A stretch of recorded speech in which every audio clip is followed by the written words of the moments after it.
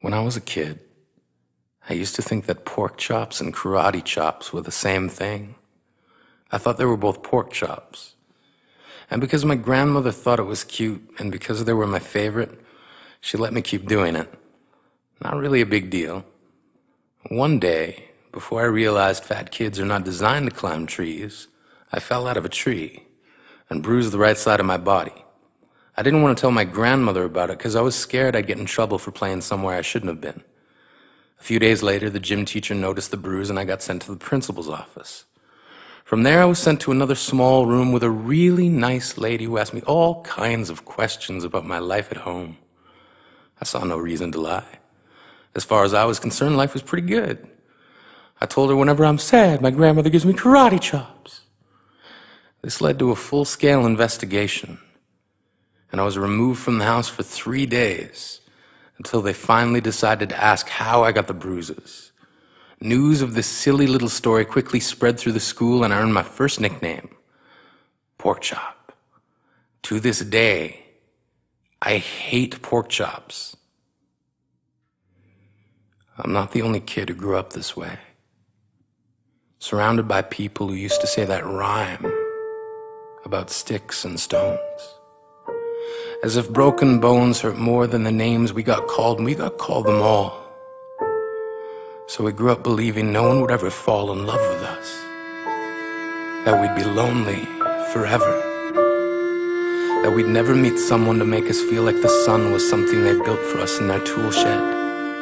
So broken heartstrings bled the blues as we tried to empty ourselves so we would feel nothing. Don't tell me that hurts less than a broken bone.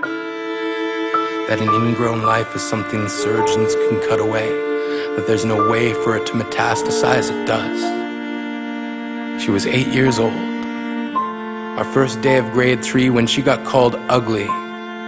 We both got moved to the back of class so we would stop getting bombarded by spitballs. But the school halls were a battleground where we found ourselves outnumbered day after wretched day. We used to stay inside for recess because outside was worse. Outside we'd have to rehearse running away or learn to stay still like statues, giving no clues that we were there in grade 5. They taped a sign to the front of her desk that read, "Beware of dog." To this day, despite a loving husband, she doesn't think she's beautiful because of a birthmark that takes up a little less than half her face. Kids used to say she looks like a wrong answer that someone tried to erase but couldn't quite get the job done. And they'll never understand that she's raising 2 kids whose definition of beauty begins with the word mom, because they see her heart before they see her skin, because she's only ever always been amazing. He was a broken branch grafted onto a different family tree, adopted. Not because his parents opted for a different destiny. He was 3 when it became a mixed drink of 1 part left alone and 2 parts tragedy. Started therapy in 8th grade. Had a personality made up of tests and pills. Lived like the uphills were mountains and the downhills were cliffs. 4/5 suicidal, a tidal wave of antidepressants, and an adolescence being called pauper. 1 part because of the pills, 99 parts because of the cruelty. He tried to kill himself in grade 10 when a kid who could still go home to mom and dad had the audacity to tell him, "Get over it." As if depression is something that can be remedied by any of the contents found in a first aid kit. To this day, he is a stick of TNT lit from both ends. Could describe to in detail the way the sky bends in the moments before it's about to fall. And despite an army of friends who all call him an inspiration, he remains a conversation piece between people who can't understand. Sometimes being drug-free has less to do with addiction and more to do with sanity. We weren't the only kids who grew up this way. To this day, kids are still being called names. The classics were "Hey Stupid," "Hey Spaz." Seems like every school has an arsenal of names getting updated every year. And if a kid breaks in a school and no one around chooses to hear, do they make a sound? Or they're just background noise from a soundtrack stuck on repeat when people say things like kids can be cruel? Every school was a big top circus tent, And the pecking order went from acrobats to lion tamers, from clowns to carnies. All of these miles ahead of who we were freaks. Lobster claw boys and bearded ladies, oddities juggling depression and loneliness, playing solitaire, spitting the bottle, trying to kiss the wounded parts of ourselves and heal. But at night, while the others slept, we kept walking the tightrope. It was practice, and yes, some of us fell.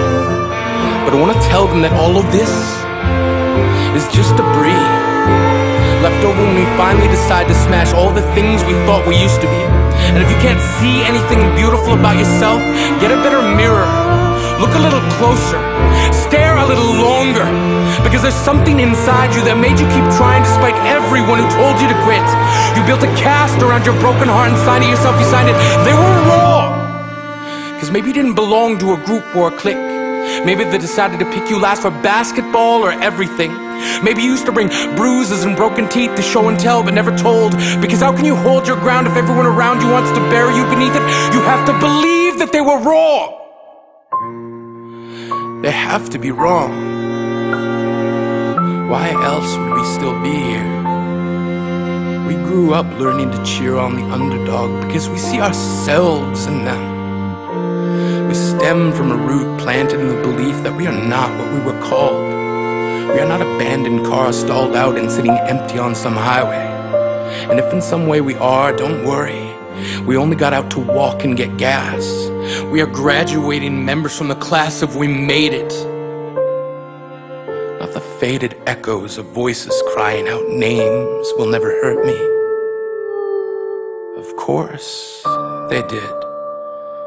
But our lives will only ever always continue to be a balancing act that has less to do with pain and more to do with beauty.